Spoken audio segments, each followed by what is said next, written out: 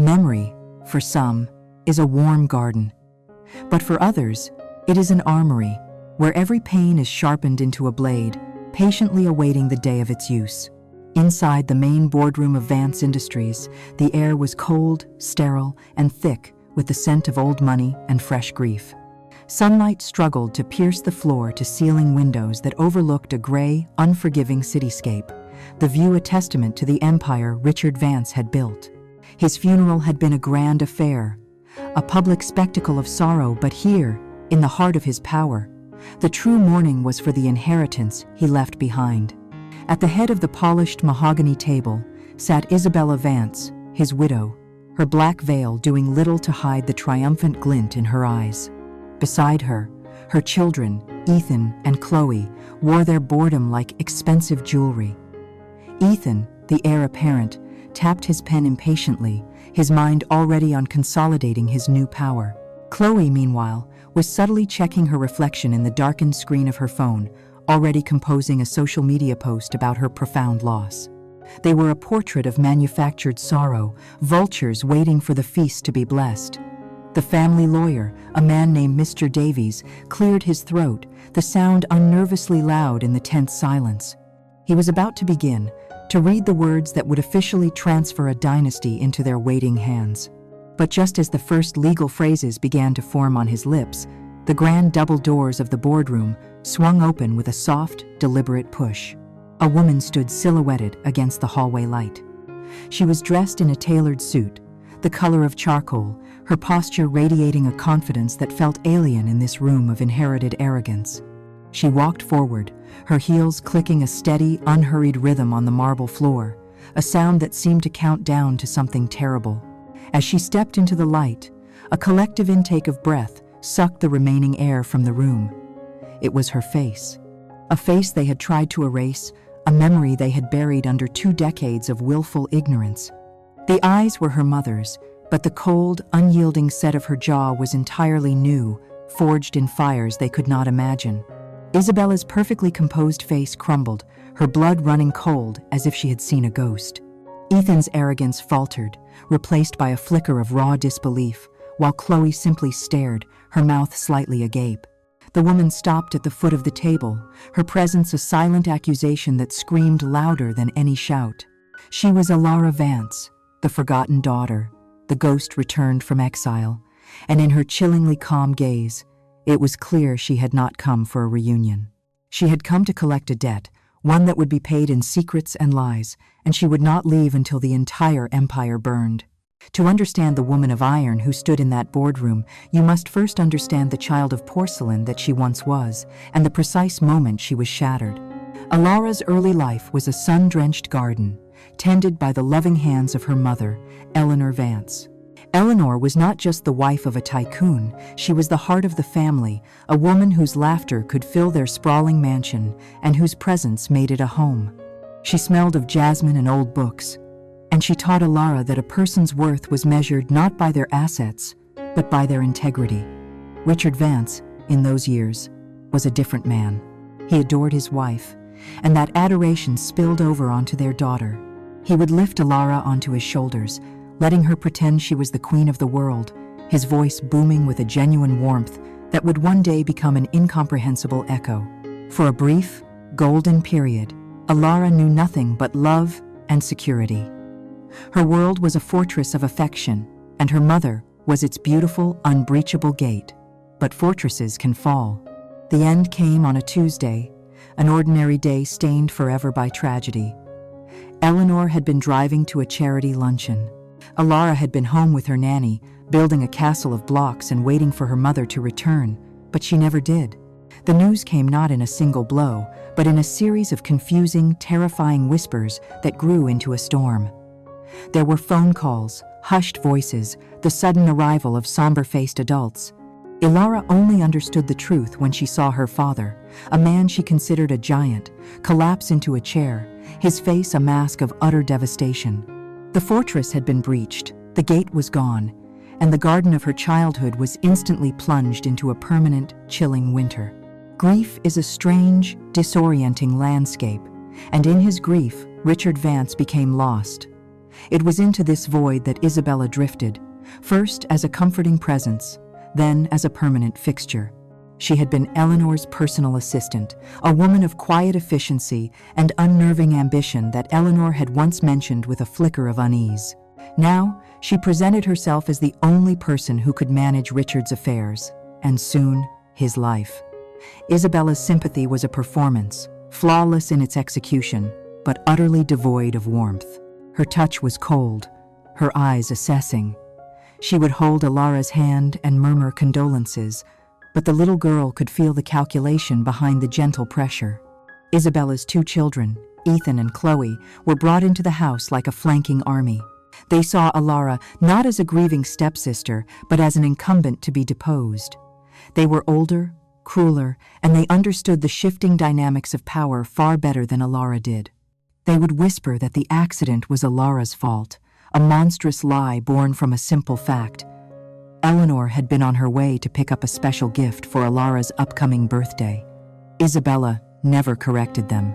Instead, she began to poison Richard's mind with insidious care.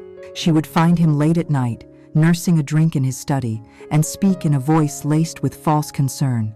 "She's so withdrawn, Richard," she would say of Alara. "It's almost as if she doesn't feel the loss." Children can be so resilient or so detached. She painted Alara's silent, traumatized grief as coldness, her confusion as defiance. And Richard, drowning in his own sorrow and desperate for an anchor, began to believe her. He started to look at his daughter differently, as if she were a painful reminder of his loss, or worse, its cause. The warmth in his eyes vanished, replaced by a distant, pained frost. He stopped visiting her room for bedtime stories. His promises to take her to the park were forgotten.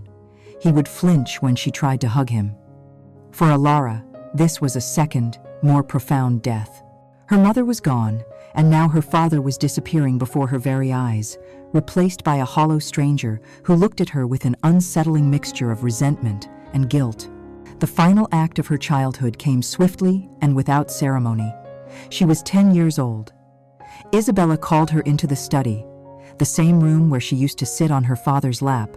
Richard was there, but he wouldn't meet her gaze, his eyes fixed on some distant point beyond the window. Isabella knelt down, her voice a syrupy poison. She told Alara that she was going to a wonderful new school, a special place in the countryside where she could have a fresh start, away from all the sad memories. It was, she said, what was best for everyone. Alara looked at her father, her heart pleading for him to deny it, to scoop her up and say it was all a terrible mistake. But he remained silent, a statue carved from regret. He had abdicated his role as her father, handing the gavel to this cruel usurper. 2 days later, a black car came for her. A single suitcase held her belongings. The nanny she had known for years cried silently as she hugged her goodbye. Ethan and Chloe watched from an upstairs window with triumphant smirks. Her father finally looked at her then, as she stood by the open car door. His face was a wreck of conflicting emotions, but all he said was, "Be a good girl, Elora." He didn't hug her. He didn't say he loved her. He just turned and walked back inside, closing the heavy oak door on her childhood forever. The drive was long and silent. The school was not a wonderful place. It was a bleak, imposing collection of stone buildings, surrounded by a high wall, a place for discarded children of the wealthy. As Alara stood in her small, cold dormitory room that night, looking out at an unfamiliar, starless sky, the porcelain child finally shattered completely. The tears she had held back for so long came, not in a torrent of sobs, but in slow, silent drops that felt like acid on her skin. She cried for her mother. She cried for the father she had lost. But as the night wore on, the grief began to cool, to harden. It crystallized into something else. It was a cold, quiet, and supremely patient rage. She was not a daughter being given a fresh start. She was a liability being disposed of. She was a loose end being tied up. They had not sent her away. They had buried her alive. And lying in that narrow bed, a 10-year-old girl made a silent vow to the darkness. One day, she would dig her way out, and she would bring the whole damn cemetery down with her. The Blackwood Academy for Girls was less a school and more a humane cage for the inconvenient daughters of the elite. It was a place of gray stone, gray skies, and gray rules, designed to sand down any sharp edges of personality until nothing but a dull, compliant surface remained. For many girls, Blackwood was a breaking ground. They rebelled in loud, self-destructive ways or retreated into a quiet, permanent sadness. Alara Vance did neither. She adapted. She learned that silence was a shield and observation was a skill. She watched the cruel hierarchies that formed among the students, the casual brutality of the instructors, the slow erosion of hope in the eyes of her peers. She learned to become invisible, to read people's weaknesses in their boasts and their fears in their silence. While others saw a lonely, withdrawn child, she was an apprentice in a laboratory of human nature, studying the very same traits of greed, arrogance, and desperation that defined the family who had sent her there. Her only connection to the life before was the memory of her mother, a warmth she guarded fiercely in the cold emptiness of her new reality. The letters she wrote to her father in the first year, filled with a child's desperate hope, went unanswered. After the 10th letter was met with the same crushing silence, she stopped writing. The last embers of her hope for his love died, and the cold, patient rage within her found more room to grow. Her world changed on her 16th birthday. An official-looking letter arrived, addressed in a crisp, unfamiliar hand. It was not a belated birthday card from a forgotten relative. It was from a law firm in the city, from a senior partner named David Chen. The letter informed her of the existence of the Eleanor Vance Memorial Trust, established by her maternal grandmother years before her death. Her grandmother, a woman of formidable intelligence and foresight, had never trusted Isabella. She had seen the ambition in the younger woman's eyes and had taken steps to protect her only granddaughter. The trust was substantial, more than enough to guarantee Alara's education and future independence. But it was more than the money. It was a lifeline thrown across the chasm of time. It was proof that she had not been completely forgotten, that someone had fought for her, had believed in her. It was the first brick in the foundation of her new life. The following week, she met David Chen. He was an older man with kind eyes that held a sharp, assessing intelligence. He didn't treat her like a broken child or a charity case. He spoke to her as an equal. He had been a dear friend to her grandmother and deeply admired her mother, Eleanor. He told Alara stories about them, painting pictures of their strength, their laughter, their unwavering sense of justice. In Alara, he saw the echoes of them both. He saw her grandmother's strategic mind and her mother's resilient heart, now shielded by a necessary layer of ice. This meeting was the beginning of her true education. The trust gave her resources, but David gave her direction. He saw the fire in her, the disciplined anger that could either consume her or be forged into a powerful tool. As she began to excel in her studies, driven by a ferocious need to prove her worth to a world that had discarded her, he began to talk to her about the law. He explained that the world her family inhabited, a world of immense wealth and power, operated on a complex set of rules. They saw those rules as a fortress to protect them.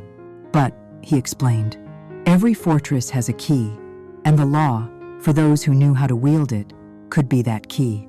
It could be a shield for the powerless, but it could also be a sword. He offered to guide her, to teach her how to turn her pain into a focused, legal weapon. For Alara, it was a revelation. Her future snapped into sharp focus. She would not just survive, she would conquer. The next 12 years were a testament to her singular, unwavering resolve. She left Blackwood and entered a prestigious university, where she consumed texts on economics, finance, and corporate ethics with an insatiable hunger. While her peers explored their newfound freedom, Alara spent her nights in the law library, her days in lecture halls, absorbing knowledge like a desert absorbs rain. She was not just a student, she was a soldier training for a war only she knew was coming.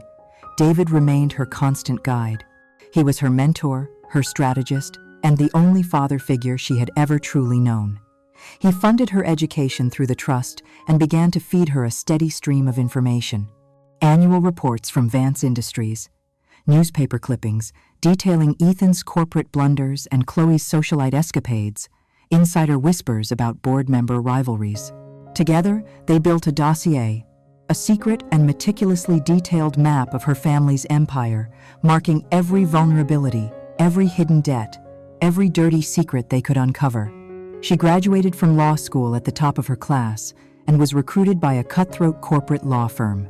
There, she honed her skills in the crucible of high-stakes litigation. She learned to dissect contracts, to find loopholes, to dismantle arguments with surgical precision. She became known as a formidable opponent, relentless, prepared, and utterly emotionless in the courtroom. She built a reputation and a fortune of her own, ensuring that when she finally returned, no one could accuse her of being a simple gold digger. She didn't need their money. She wanted something far more valuable, a reckoning. On the eve of her 30th birthday, 20 years after she was driven away in a black car, the weapon was finally complete. The lonely, shattered child was gone, buried under layers of case law, financial analysis, and an unbreakable will of steel.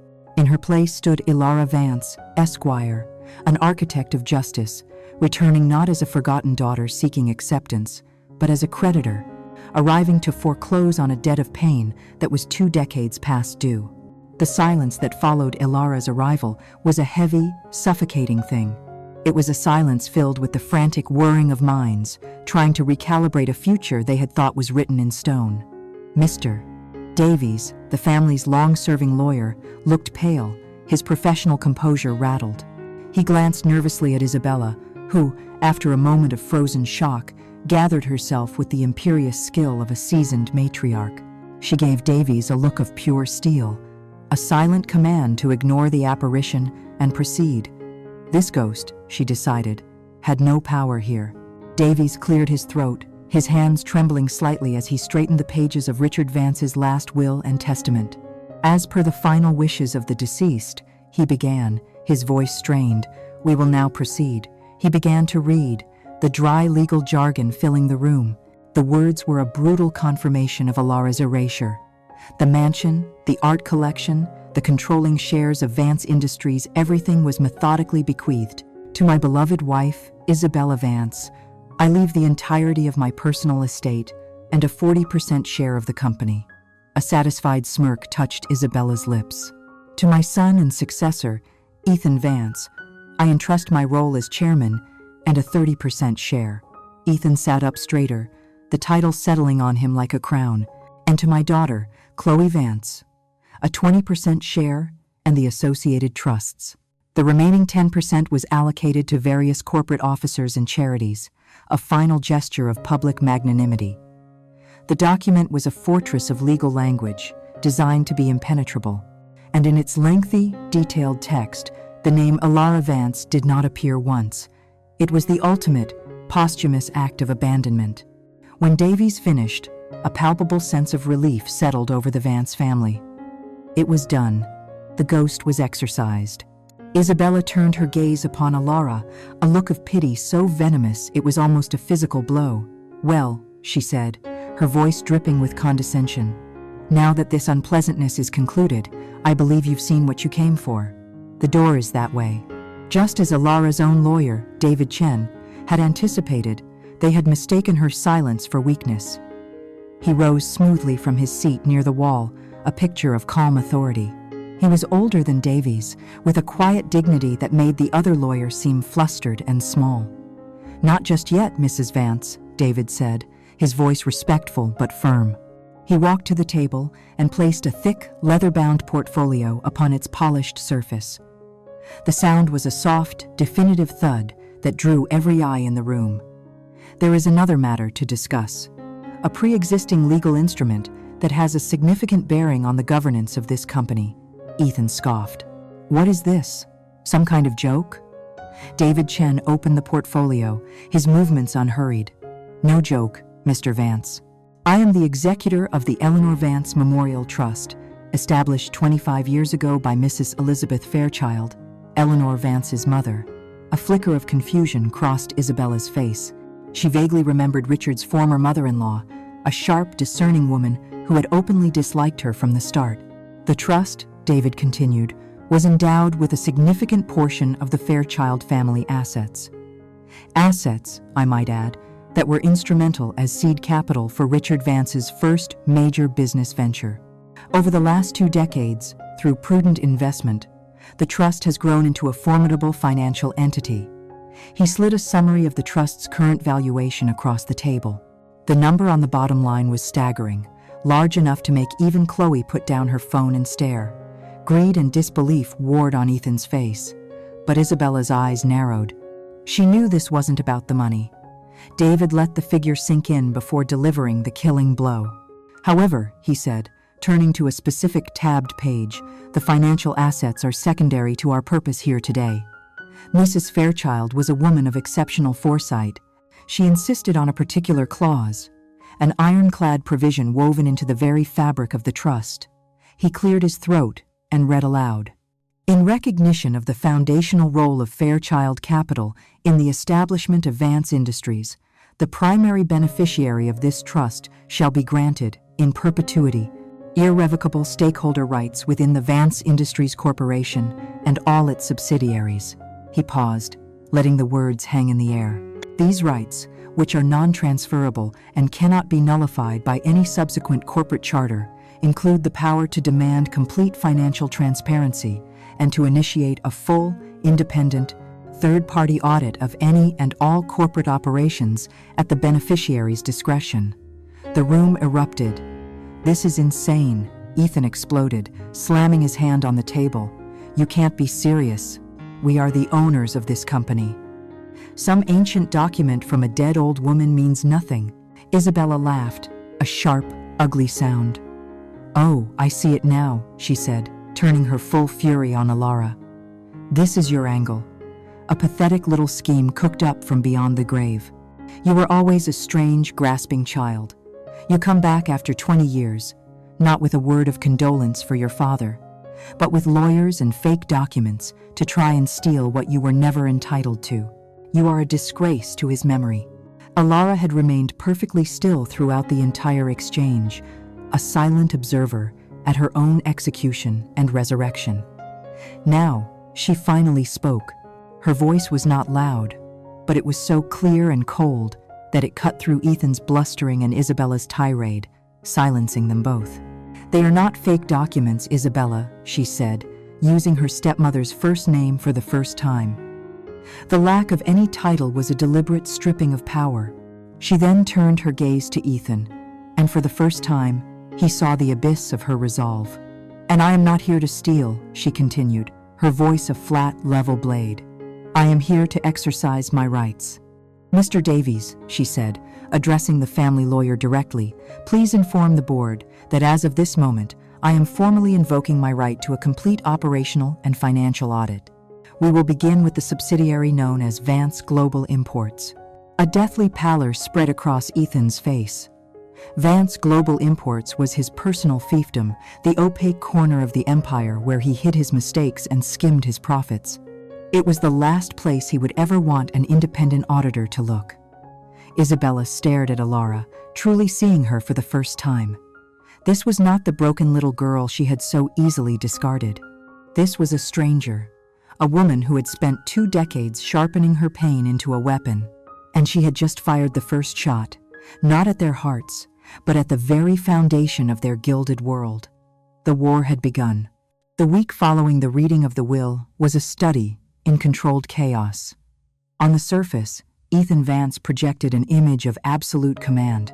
He strode through the executive floors of Vance Industries with his usual arrogance, dismissing Alara's audit as a temper tantrum backed by a trust fund. To his senior staff, he called it a frivolous witch hunt, a pathetic attempt at relevance from a woman scorned by history. He assured them it was a minor distraction, a gnat to be swatted away. He ordered his people to comply with the auditors, but his tone implied the exact opposite. His message was clear: bury them in bureaucracy, delay every request, and treat them with the cool disdain reserved for unwelcome pests. He believed his financial indiscretions were buried too deep, hidden under layers of plausible deniability and complex corporate structures. He believed he was untouchable. He was wrong. Alara's team did not consist of standard-issue corporate accountants. She had retained the services of a boutique forensic firm, a small, elite group known in certain circles as the Mechanics. They were quiet, unassuming, and utterly relentless. They were sharks who specialized in sniffing out the single drop of blood in an ocean of data. The team of 4, led by a sharp, gray-haired woman named Anya Sharma, arrived on a Monday morning. They didn't make a scene. They simply presented their credentials to corporate security and were shown to a vacant glass-walled conference room on the same floor as Ethan's office. Their presence was an immediate and profound disruption to the corporate ecosystem. They became a silent fishbowl of paranoia. From morning until late into the night, they could be seen inside, surrounded by stacks of documents and glowing laptop screens, their work a quiet, methodical siege. The audit began not with accusations, but with a flood of polite, digitally logged requests. They asked for everything: server access logs, expense reports, shipping manifests, vendor contracts, and 5 years of intercompany transaction records. Ethan's staff, following his unspoken orders, responded with a campaign of passive resistance. Files were mysteriously corrupted. Key personnel were suddenly on indefinite leave. Requests for specific documents were met with the delivery of entire archives of unsorted, irrelevant paperwork, a tactic designed to exhaust and overwhelm.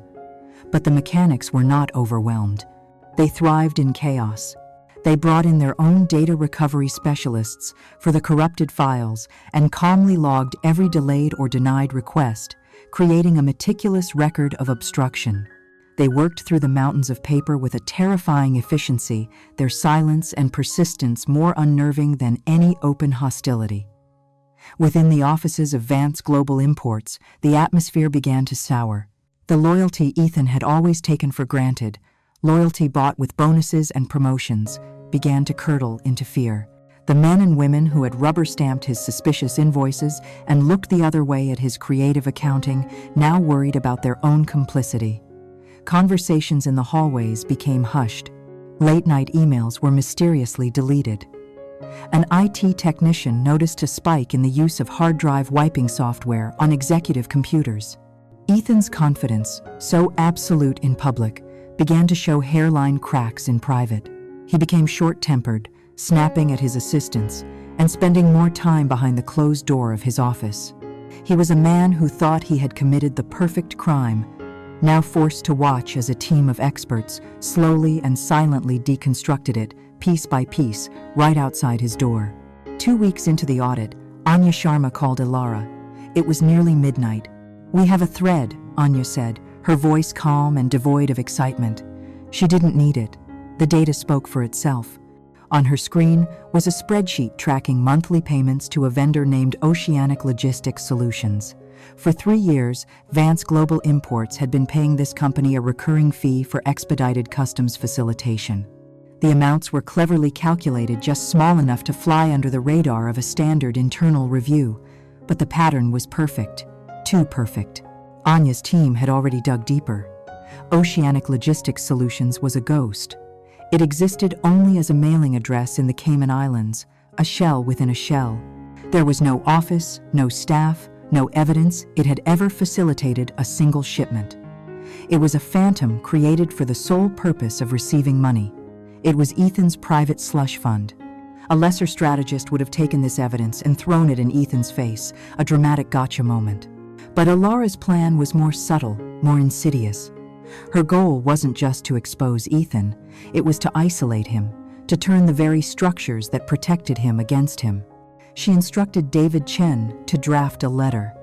The letter was not an accusation. It was a simple, technical query, addressed not to Ethan, but to every single member of the Vance Industries Board of Directors, as well as the Chief Financial Officer.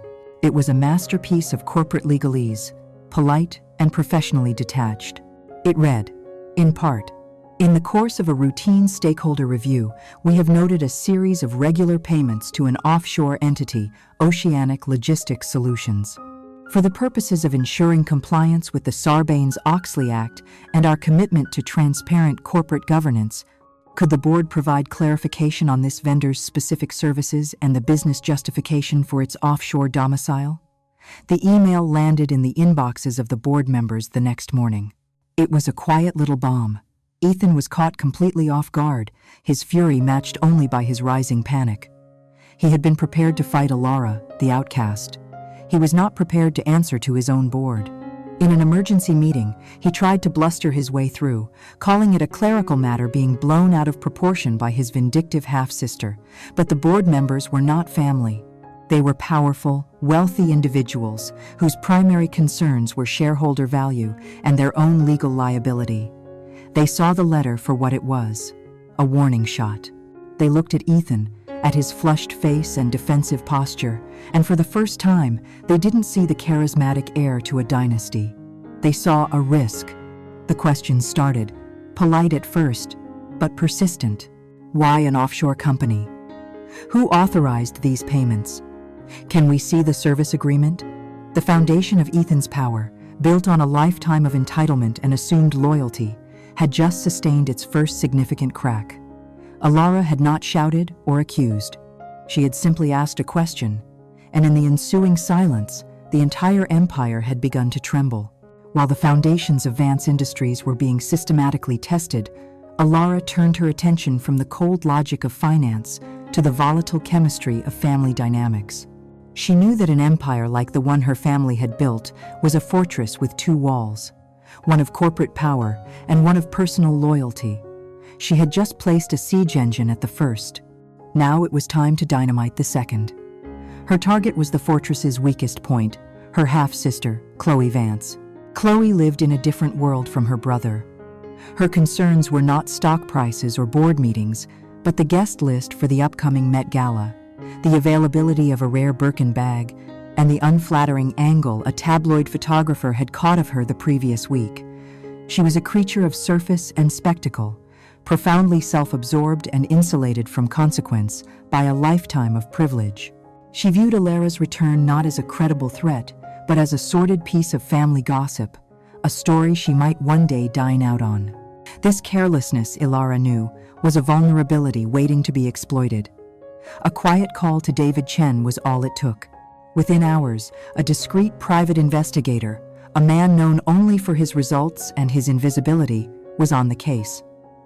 Alara did not need a mountain of evidence. She just needed a lever. The investigator delivered it less than a week later in a single encrypted file. The contents were precisely what Alara had anticipated. The first folder contained a series of high-resolution photographs of Chloe engaged in a clandestine lunch at a remote five-star restaurant.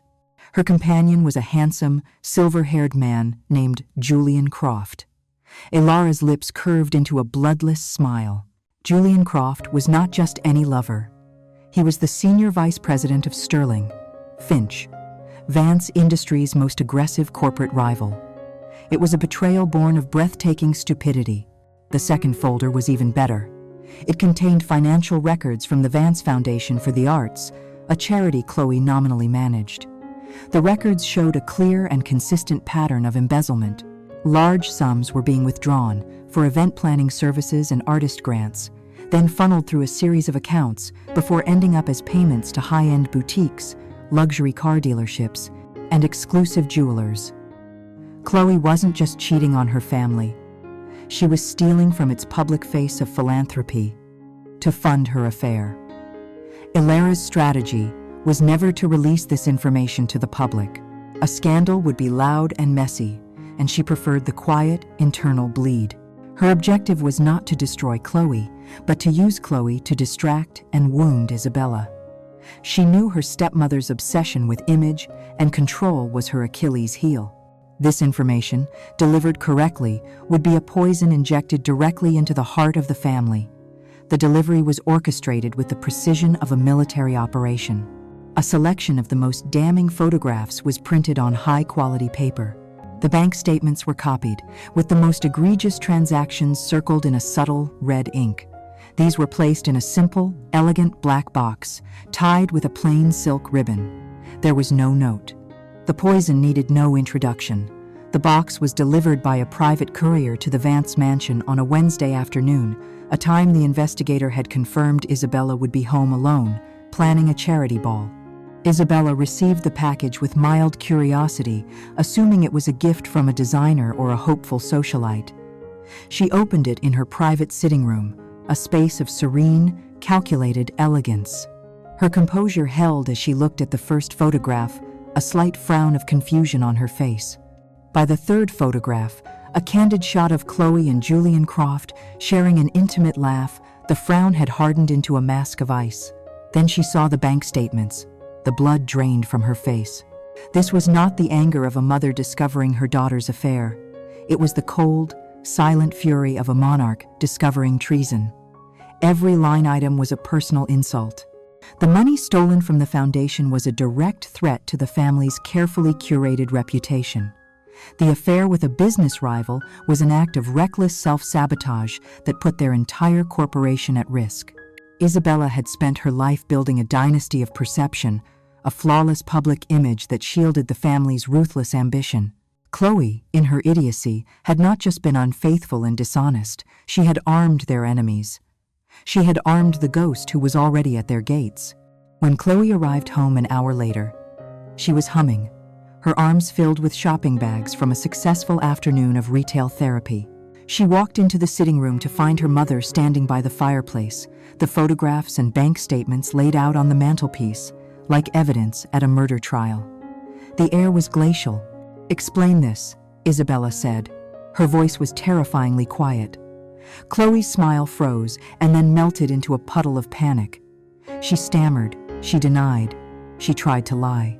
But the evidence was absolute, and her mother's eyes were devoid of any maternal sympathy.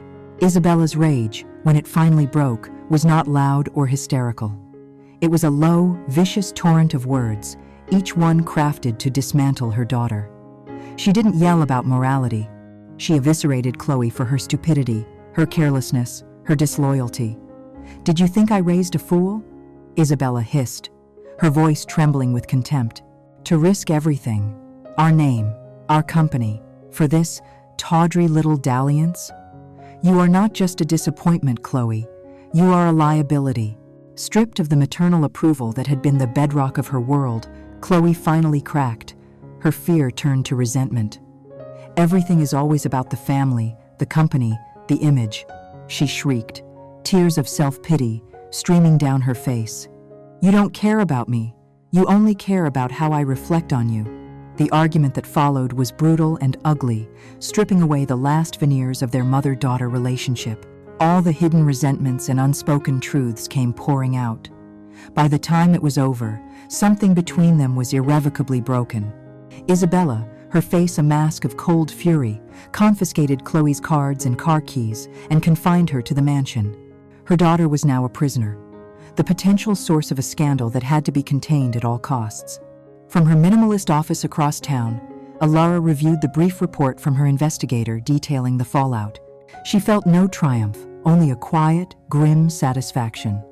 She had successfully turned a key piece of the Vance family's inner circle against itself. Isabella's focus, her formidable strategic mind, was now consumed by this internal blaze. The united front of the Vance family was fractured. The fortress was now fighting a war on two fronts, one from without and one from within, and Alara had never even had to raise her voice.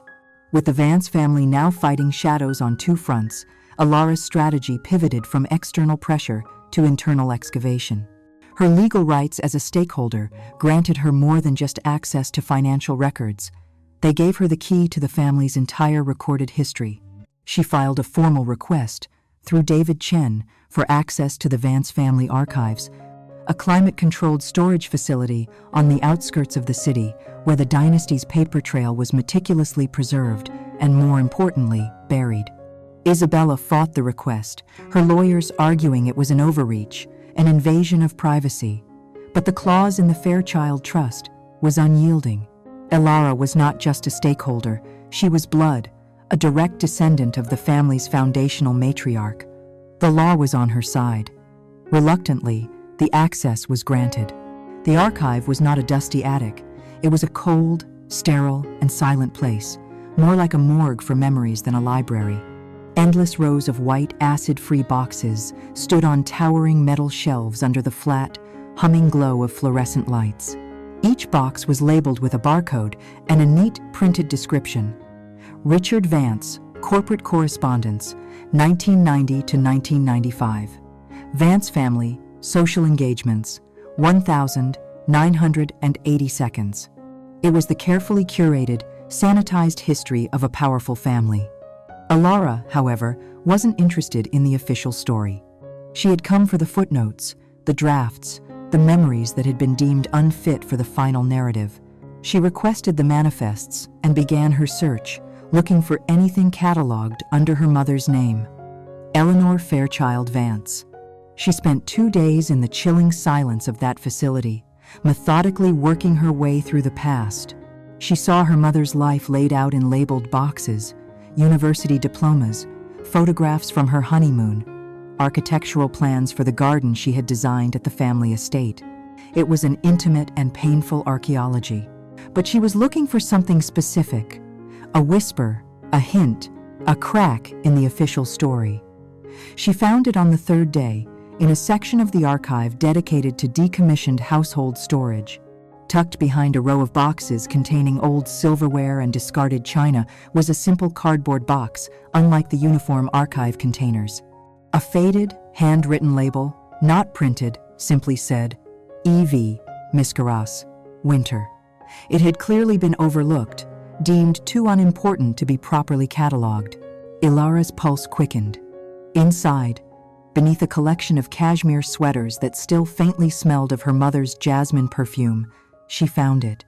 It was a 5-year diary, bound in dark green leather, its pages edged in gold. Back in the quiet sanctuary of her own minimalist apartment, a space defined by glass and steel and a deliberate lack of sentimentality, Ilara opened the book. The first page was dated 5 years before the accident. The handwriting was elegant, alive, and full of joy. She read about her mother's love for her father, the boundless affection that leaped from the page. She read about a little girl named Ilara, about her first words, her first steps, the funny things she said. For the first time in 20 years, Ilara was not just remembering her mother. She was hearing her voice. It was a beautiful, heartbreaking music. Then, the music began to change. About a year before her death, a new name appeared in the entries, Isabella. At first, the notes were positive. Eleanor described her new assistant as impossibly efficient, a godsend, and wonderfully ambitious. But soon, a subtle thread of unease began to weave itself into the narrative. Isabella seems to know what Richard wants before he does. One entry read, "He finds it remarkable. I find it observant." A few weeks later, a small discrepancy in the household accounts today. "Probably nothing, but I'll look into it." Isabella was very quick to dismiss it as a clerical error. Eleanor, meticulous and intelligent, did not let it go. The diary then transformed into a log of a quiet, secret investigation. Eleanor detailed how she had started reviewing the books for the Vance Foundation, the same charity Chloe would one day plunder. She discovered a pattern of over-invoicing from a preferred catering vendor, with kickbacks being funneled into an account Isabella controlled. It was a small, clever scheme, but it was undeniable. "It isn't the amount that frightens me," Eleanor wrote, her elegant script becoming slightly more frantic. "It's the cold, calculated nature of the deceit. She plans receptions for sick children while stealing from them. She smiles at me across the desk every single day. What else is she capable of?" The final entries were a crescendo of fear and resolve. Eleanor had gathered undeniable proof. She had copies of bank statements and forged invoices. She was ready to expose Isabella. The last entry was dated the 12th of November, the morning of the day she died. Ilara's hands trembled as she read the final words her mother ever wrote. "I have it all. The proof is locked in my safe. Richard is too trusting, too blinded by her flattery, but he is a good man. He will see the truth when it's laid out before him. I am attending the Children's Hospital luncheon this morning, and I will speak to him the moment I get back. It's time to remove this serpent from our house. I pray I am doing the right thing. He has to believe me." Alara closed the diary. The room was silent, but her mind was screaming. The carefully constructed walls she had built around her heart for 2 decades crumbled into dust. The dull ache of a motherless child erupted into the raw, searing agony of a daughter who had just read her mother's final will and testament. The accident was no accident. The luncheon was the deadline. Her mother wasn't the victim of a random tragedy. She was silenced. The pain was a physical force, so immense she bent over, gasping for air. But as the wave of grief crested, it did not break her. It receded, and in its wake, it left behind something terrible and absolute. A diamond, hard clarity. Her quest for justice had just been fundamentally transformed. This was no longer about a stolen inheritance or a ruined childhood. It was about a stolen life.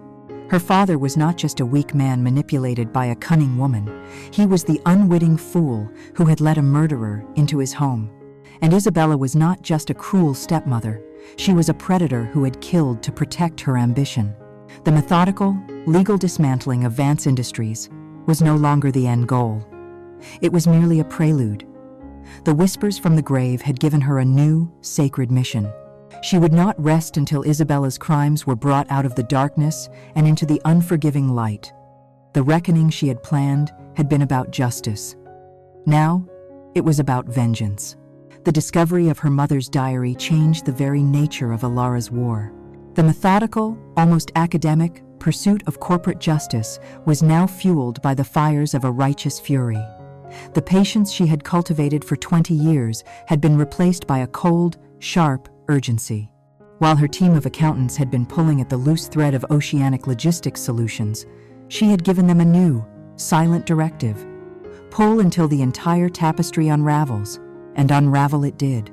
Anya Sharma's final report was not a summary of findings, it was a corporate autopsy.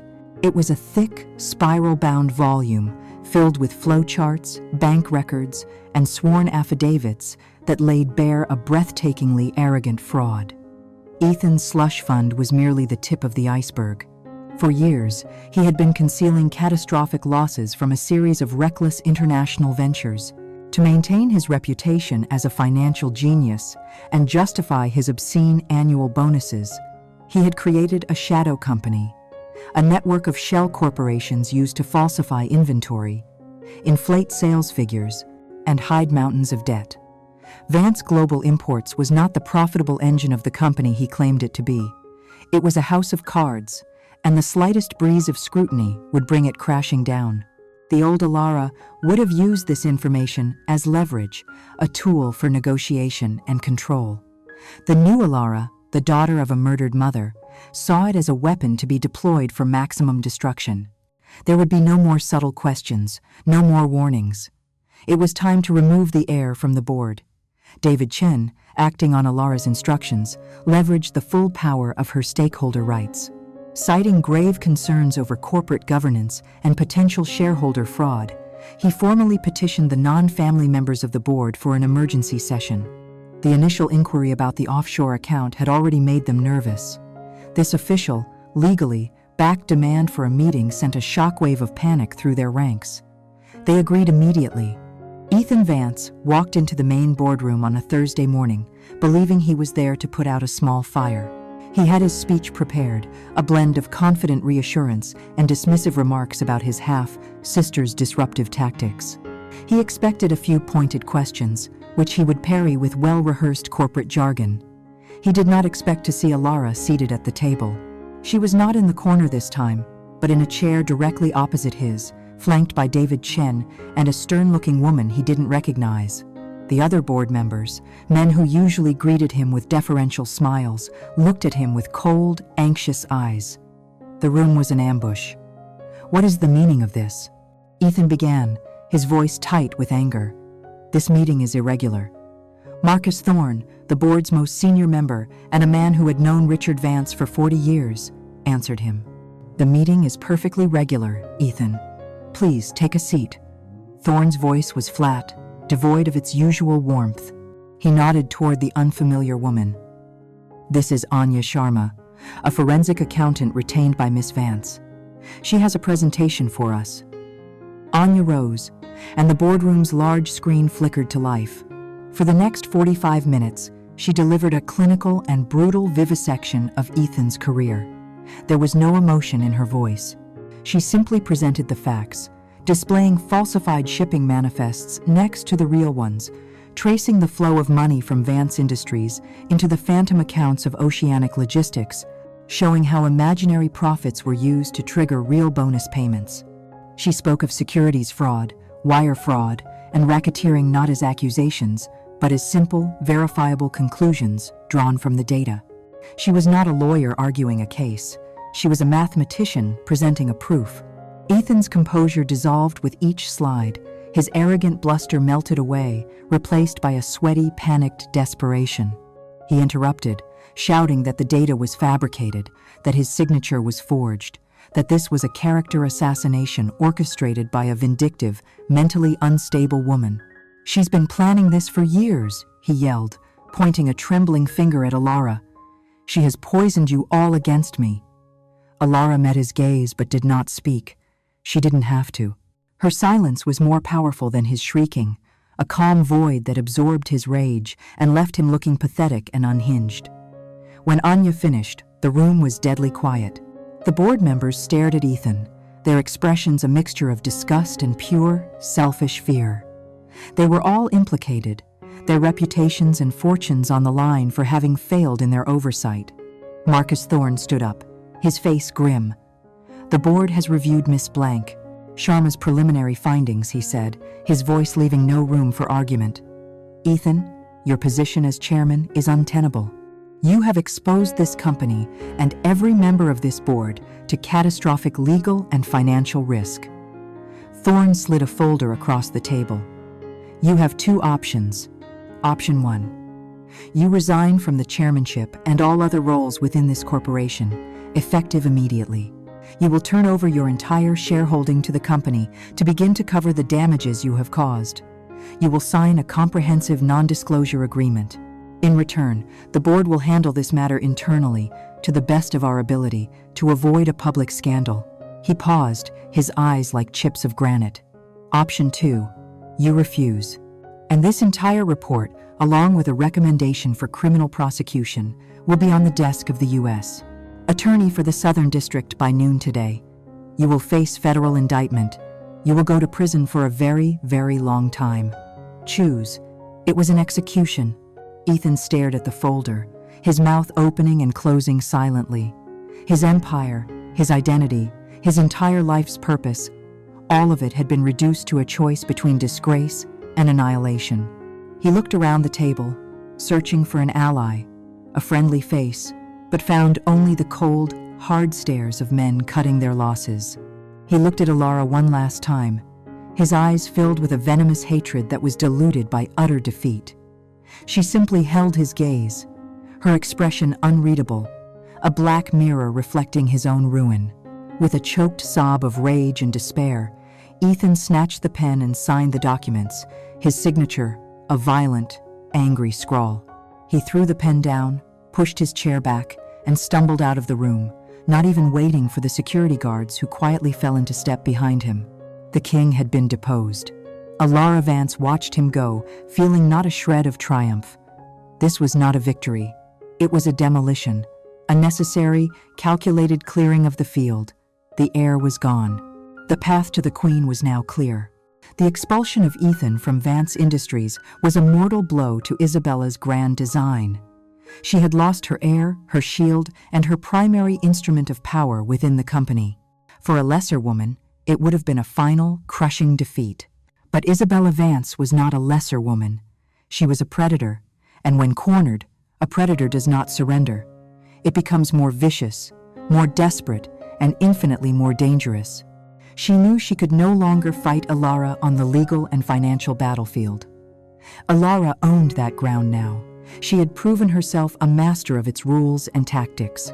So Isabella chose to move the war to a different terrain, a place of smoke and mirrors, of emotion and perception, a place where truth was irrelevant and narrative was everything, the court of public opinion.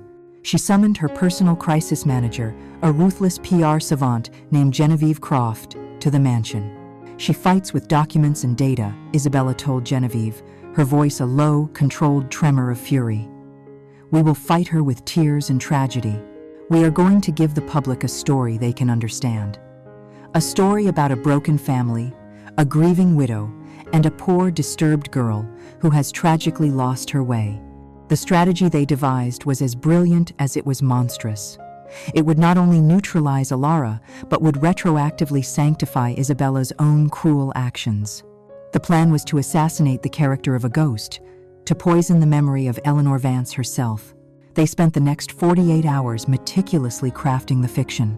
Genevieve hired a disgraced handwriting expert to forge a letter, a heartbreaking, fictitious cry for help, supposedly written by Eleanor in the months before her death. They unearthed a retired doctor with a history of malpractice suits and a gambling problem, and for a substantial fee, he fabricated a set of medical notes detailing Eleanor's history of severe clinical depression and emotional instability. They were creating a new history, a false and ugly past designed to blot out the real one. On a bright Friday morning, the press corps of the entire city gathered in the grand marble foyer of the Vance mansion. Isabella had called an emergency press conference, and the promise of a new chapter in the unfolding high society drama was irresistible. Isabella appeared at the top of the grand staircase, a vision of tragic grace. She was dressed in a simple, elegant black dress, her face pale, her eyes artfully shadowed to suggest sleepless nights of worry. She clutched a handkerchief in her hand as she descended the stairs and took her place at a small, solitary lectern. The performance began. She spoke of her deep love for her late husband, Richard, and the pain of seeing his legacy threatened by this new and terrible turmoil. Her voice trembled with expertly feigned emotion. Then, she turned to the subject of Alara. I have remained silent until now, she said, dabbing a tear from her eye, out of a deep and abiding respect for privacy. But I can no longer stand by and watch as a family tragedy is twisted into something ugly and untrue. She spoke of Alara not with anger, but with a profound, pitying sadness. She painted a picture of herself as a young stepmother, trying desperately to connect with a troubled, withdrawn child who was struggling to cope with the devastating loss of her mother. Then came the vile masterstroke. What the world does not know, Isabella said, her voice dropping to a conspiratorial whisper, is that Alara's mother, my predecessor Eleanor, was a wonderful woman who fought a secret and terrible battle. She suffered from a profound and debilitating depression. A collective gasp went through the room. This was the bombshell. My husband, Richard, did everything he could to help her, but in the end, her private pain was too great. To substantiate this horrific lie, she produced the forged letter. She claimed it had been found amongst Richard's private papers. She was too emotional to read it herself, she said, so her assistant stepped forward and read the forger's words aloud. The letter was a work of cruel art, filled with phrases of despair, of feeling lost in a fog of sadness, of a fear that this darkness was a part of her that she might pass on. It was the suicide note Eleanor never wrote, a fiction designed to cast a shadow of instability over her bloodline. Isabella delivered the final, killing blow.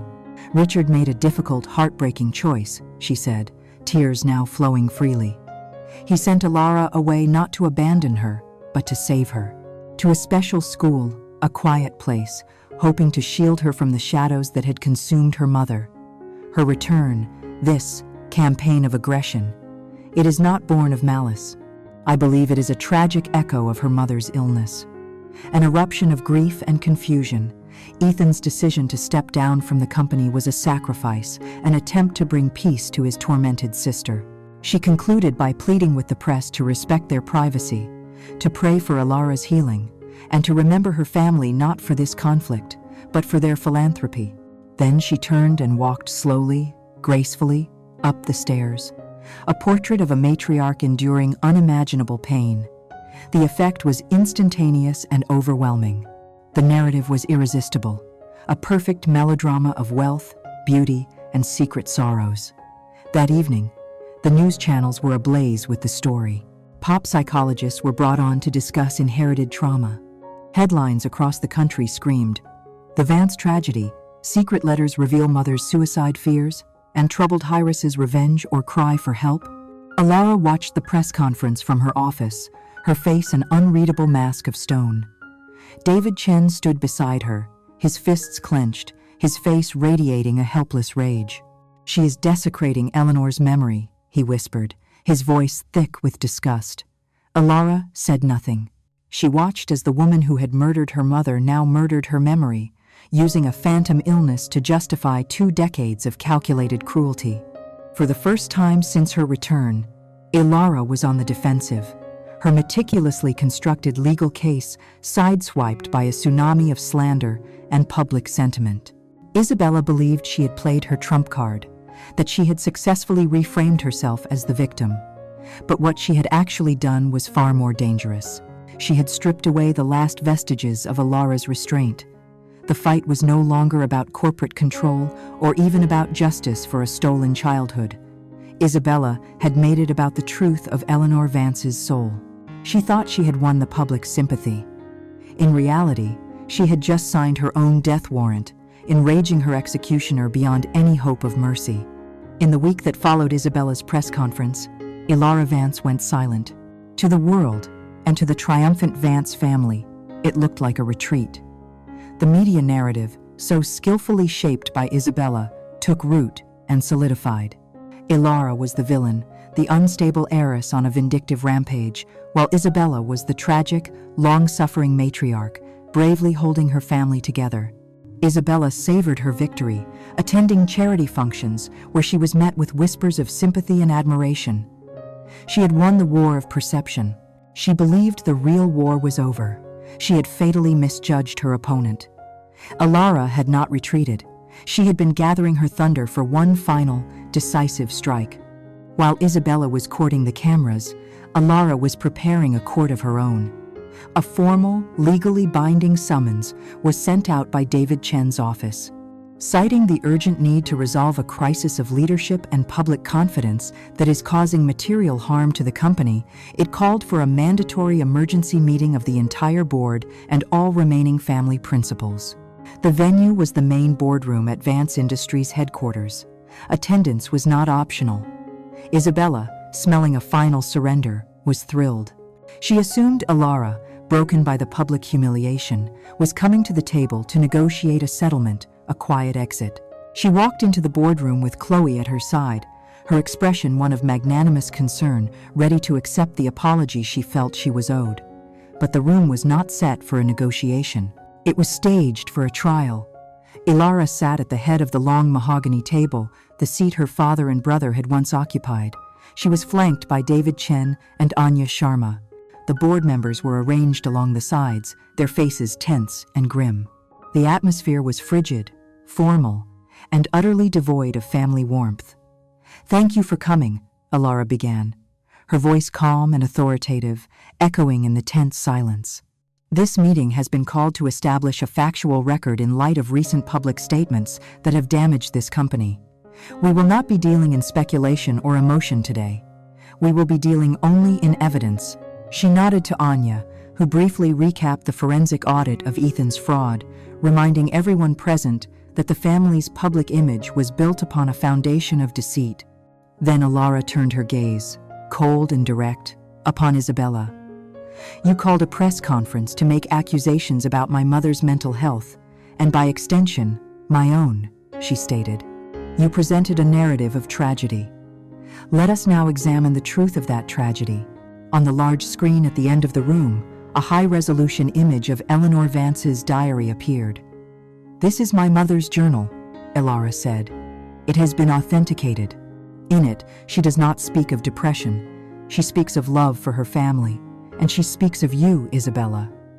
Alara began to read, her voice steady. She read Eleanor's happy entries about her husband and daughter. Then her voice hardened as she read the entries detailing the discovery of Isabella's embezzlement, the meticulous notes of a brilliant woman uncovering a crime. She finished with the final, chilling entry, her mother's resolve to expose Isabella on the very day she died. The real Eleanor's voice, full of life and resolve, filled the room, a powerful ghost banishing the weak, sad phantom Isabella had created. Next, the forged letter appeared on the screen, alongside authenticated samples of Eleanor's writing. Alara patched in a video call with a nationally recognized handwriting expert. For 10 clinical, devastating minutes, the expert explained the dozens of microscopic inconsistencies, the differences in pressure and pen lifts, concluding, "The letter is, without any question, a poorly executed forgery." Isabella's face had gone from smug to tight with fury. "This is a circus," she snapped. "A pathetic, theatrical display based on the ramblings in a diary and a so-called expert." Alara remained unfazed. "I agree that a document is not enough," she said smoothly, "which is why we must now turn to the matter of my mother's final day. For that, we require a witness."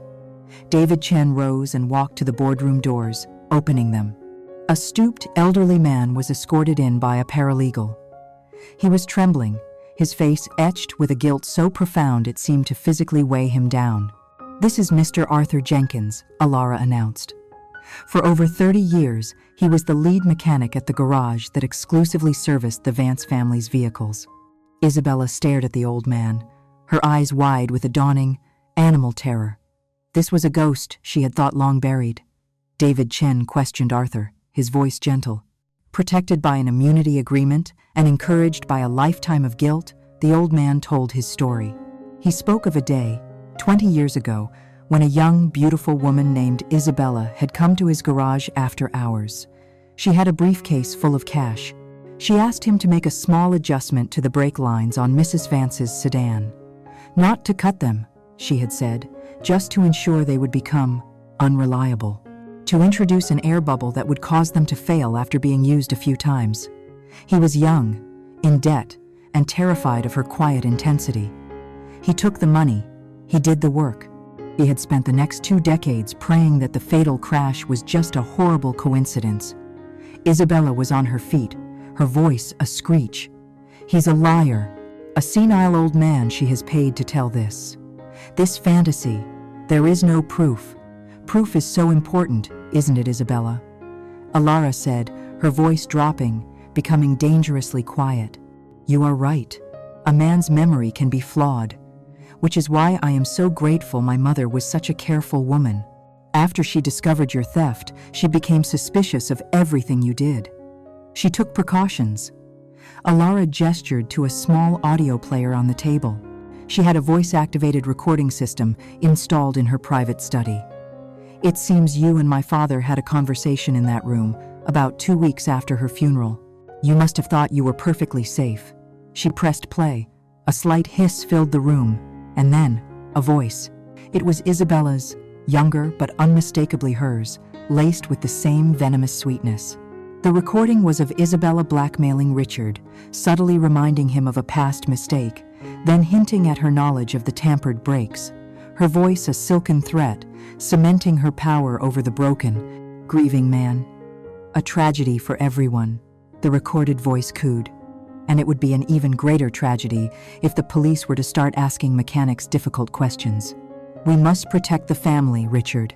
You and I." The sound of Isabella's own voice, confessing to her crime and her blackmail, echoed in the stunned silence. It was the nail in her coffin. The board stared at her, their faces masks of horror. Chloe looked at the woman she called mother and saw a monster. Isabella collapsed into her chair, a strangled gasp escaping her lips. It was over. Alara stood up, her composure absolute. "The fraud," she said, her voice clear and final. "The forgery, the slander, the theft, the murder, it's all here. The factual record is now complete." She looked past Isabella, to the chief of corporate security, who had been standing silently by the door since the meeting began. "Please, secure the doors," Alara commanded. "No one is to leave this room. The police are on their way." The moment Ilara's words, "the police are on their way," fell into the stunned silence of the boardroom, the fragile dam of corporate decorum burst. Chaos erupted. The board members, shrewd and self-preserving men, scrambled for their phones, their voices a low, panicked babble as they summoned their personal lawyers. Chloe let out a thin, sharp wail, dissolving into a hysterical sobbing, the sound of a porcelain doll shattering against a marble floor. And Isabella. Isabella remained frozen in her chair, her face a kabuki mask of horror. The world she had built, the reality she had murdered to create, was disintegrating around her in real time. The boardroom doors opened again, but this time it was not a witness who entered. It was two men and a woman, their plain clothes and grim, professional demeanor, a stark contrast to the high-end tailoring of everyone else in the room. They were led by a homicide detective, a veteran with tired eyes that had seen every permutation of human evil. He did not look impressed by the wealth or the panic around him. He simply looked at Alara, who gave a slight, confirming nod. David Chen stepped forward and handed the lead detective a thick, meticulously organized legal binder. "Detective Miller," David said, his voice calm and steady. "In this file, you will find a complete record of our investigation, including expert testimony, a sworn affidavit from a material witness, and a primary audio recording pertinent to the death of Eleanor Vance." The detective took the binder, his eyes briefly scanning the table of contents. He had clearly been briefed. This was not an investigation beginning, it was one ending. He and his partner walked calmly, deliberately, toward the head of the table where Isabella sat, catatonic. "Isabella Vance," the detective said, his voice devoid of any emotion, "please stand up." For a moment, she didn't move, couldn't move. It was as if his words were in a foreign language. Her entire life had been defined by people standing for her. Then, as the detective repeated her name, she slowly, mechanically, rose to her feet. "You are under arrest for the murder of Eleanor Vance," he stated, the words cold and clinical. "You have the right to remain silent. Anything you say can and will be used against you in a court of law." The familiar words of the Miranda rights, spoken so often on television dramas, were suddenly, surreally real. A female officer stepped behind Isabella, and a sharp, metallic click echoed in the silent room as the handcuffs were fastened around her wrists. The sound seemed to sever the last thread of her power. The grand matriarch, the society queen, the ruthless corporate puppet master, was gone. In her place was just a woman, a criminal, her face pale, her eyes burning with a silent, bottomless hatred directed at only one person. As she was led away, her gaze locked with Alara's, and in that final look was a curse, a promise of a hatred that would outlast empires and prison sentences. With Isabella gone, the board's panic instantly transmuted into ruthless, pragmatic action. Their shock and horror were replaced by the cold calculus of corporate survival. Marcus Thorne, his face like carved granite, immediately called the meeting back to order. "This company has been poisoned," he declared, his voice booming with renewed authority. "It is our duty, as the board of directors, to excise that poison before it kills the entire organism." What followed was a swift and brutal corporate cleansing. Citing clauses in the company charter regarding acts of moral turpitude and criminal conduct that endangered the corporation, they held a summary vote. Unanimously, they voted to strip Isabella and Chloe of all titles, positions, and shareholdings. Their assets were to be frozen and absorbed by the corporation to cover the immense damages and legal fees that were sure to come. The Vance family, as a political entity within the company, was being surgically removed. Amidst the carnage, Chloe was an afterthought, a ghost already fading from view. One of the junior board members approached her, speaking in a low, not unkind voice. "Chloe," he said gently, "I think it's time for you to go." She looked up at him, her face streaked with tears, her eyes vacant and uncomprehending. "Go where?" Her name was worthless. Her credit cards were about to be declined. Her mother was a murderer. Her brother was a disgraced fraud. Her entire identity had been a function of the family name, and that name was now synonymous with the darkest of sins. She stumbled out of the boardroom, a piece of social debris, utterly and completely alone. The boardroom was quiet now. The storm had passed, leaving behind a wreckage of reputations and a gaping power vacuum. All eyes turned to the only person left who held both the legal standing and the moral authority to lead them out of the wilderness: Alara. Marcus Thorne approached her, his expression one of weary respect. "Miss Vance," he said formally, "in light of today's Revelations. This board finds itself in an unprecedented position. We need leadership. We need stability. We need a name at the helm that can signal a clean break from this corruption, but also a continuation of the company's legacy. On behalf of the board of directors, I would like to offer you the position of interim chairwoman of Vance Industries. Ilara looked from Thorne to the faces of the other board members. They were looking at her with a mixture of awe, fear, and desperate hope. 20 years ago, they had been her father's loyal soldiers, men who had stood by silently as she was cast out. Now, they were begging her to be their queen. Her victory was absolute. She had not only reclaimed her birthright, she had conquered the entire kingdom. Later, after the lawyers had left, after the board had dispersed to begin the long and arduous process of damage control, Ilara remained. She stood alone in the vast, silent boardroom, the place where her exile had been unofficially ratified and where her return had culminated in a total, devastating victory. She walked to the head of the table and looked at the empty leather chair, her father's chair, now hers. The war was over. Justice for her mother had been served. The empire had fallen, and from its ashes, she was the designated survivor, the heir to the ruin.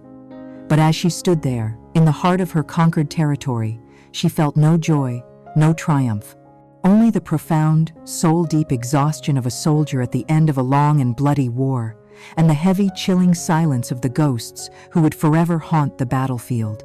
In the days that followed the fall of the House of Vance, a strange and hollow silence settled over Ilara's life. The media was in a frenzy. The company was in managed turmoil. And the wheels of the justice system had begun their slow, inexorable grind. Yet for Ilara, the architect of it all, the adrenaline of the long war had faded, leaving behind a profound emptiness. She found herself standing in the center of her father's office, now her office, the symbolic heart of the empire she had conquered. It was a space of dark wood, worn leather, and the faint, lingering scent of cigars and ambition. It was a monument to a man she had spent her life hating, and the victory of possessing it felt more like a haunting than a triumph. She had avenged her mother. She had reclaimed her name. She had won, but she felt utterly, achingly alone. Running a hand over the smooth, cool surface of his massive oak desk, she felt no connection, no sense of belonging. It was the throne room of a fallen king, and she was a foreign usurper. Her eyes drifted to the large, formal portrait of him that hung on the wall, the one painted in the years after her mother's death. He looked powerful, confident, but his eyes, she now realized, held a deep, buried sorrow. On an impulse, she walked over to it, her fingers tracing the ornate gold frame. As her hand slid along the bottom edge, she felt a small, almost imperceptible click. A section of the wood paneling beside the portrait popped open, revealing not a vault, but a small, hidden safe. It took her a moment to work the combination, a series of numbers she vaguely remembered from her childhood, her mother's birthday. The heavy steel door swung open. Inside, there was no secret ledger, no hidden fortune, no corporate bombshell. There was only a single, thick manila envelope, yellowed with age. On it, written in her father's familiar, decisive script, was one word: Ilara. Her hands trembled slightly as she took it back to the desk. Inside was not a legal document, but a handwritten letter, dozens of pages long. The date at the top was from a few weeks after she had been sent away to Blackwood Academy. The letter was his confession, his last will and testament of the truth. He wrote of his love for Eleanor, a love so vast that her death had shattered the very foundation of his soul, leaving him a weak, broken man, adrift in a sea of grief. And into that void, Isabella had crept. He admitted his cowardice. He wrote that he had discovered Isabella's treachery himself, not all at once, but in small, horrifying pieces. He had found a deleted receipt from the auto garage, a discrepancy in her alibi. He had confronted her, and in that confrontation, she had not only admitted her crime, but had sealed his lips with a threat of her own. She knew of a terrible mistake he had made in his early career, a desperate, illegal act of business that had saved his fledgling company but had ruined another man. Isabella held his entire life, his entire empire, in her hands. He was her prisoner. The most painful part of the letter was about her. "Sending you away," he wrote, his handwriting shaky in this section, "was not an act of abandonment, but an act of desperation. She saw you, your mother's daughter, and she hated you for it. You have your mother's fire, her intelligence. I knew, with a certainty that terrified me, that if you stayed, she would find a way to extinguish that light forever. I sent my only child into exile to keep her safe from the monster I had allowed into our home. It was the great sin and the great sorrow of my life." He explained everything, how he had worked in secret with David Chen, funneling his own money into her grandmother's trust, ensuring she would have the resources not just to survive, but to become formidable. He had followed her career from afar, with a painful, secret pride. He had seen the woman she was becoming, a brilliant, relentless force of nature. "I was too weak to fight for your mother," the letter concluded.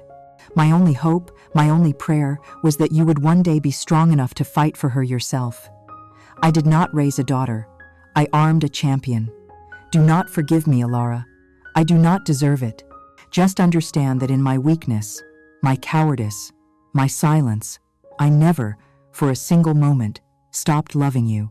Ilara put the letter down, and the tears she had held back for 20 years finally came. They were not tears of anger or of simple grief. They were tears for the whole, devastating tragedy of it all. For the mother she had lost, for the father who had been a prisoner, and for the little girl who had been forced to become a soldier. The hatred she had carried for her father, the fuel that had powered her for so long, dissolved, replaced by a deep, heartbreaking wave of understanding. Her long, cold quest for revenge was suddenly reframed. It was not her journey alone. It had been the fulfillment of a broken father's last, desperate hope. She looked around the office again. It was no longer a cold, foreign room. It was a legacy. A heavy, complicated, and tragic inheritance that was now hers to protect and rebuild. Her victory was not hollow, after all. It was just sad. A final, quiet justice at the end of a very long night. She rose and walked to the vast window, looking out at the sprawling city below, a kingdom of glass and steel now hers to command. The past could never be erased, the scars would never truly fade, but for the first time, the future felt like it was her own. And so we learned the most dangerous truth of all. Never underestimate the silence of a person who has endured for too long. For when they finally decide to speak, their words, their actions, their very will can have the power to level an empire. Every family has its secrets, and every secret has its price. Join us next time as we uncover the story of another family and another truth waiting in the dark.